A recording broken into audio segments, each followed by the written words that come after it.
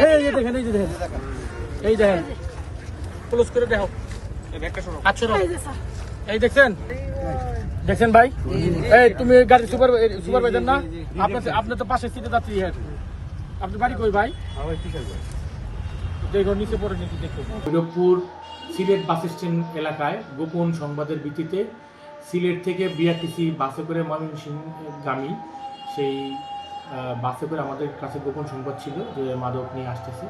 আমরা Bhairab bus stand এলাকায় অবস্থান নিই এবং রেডিং পার্টির সহযোগিতায় ব্রাহ্মণবাড়িয়া জেলার বিজয়নগর থানা বাসিন্দা চাঁদপুর গ্রামের বাসিন্দা রেনু বেগমকে আমরা আটক করি এবং সেই ইয়াবাগুলো তার বাম পায়ে মোজার ভিতর স্কচটেপ দিয়ে পেঁচিয়ে নিয়ে আসে।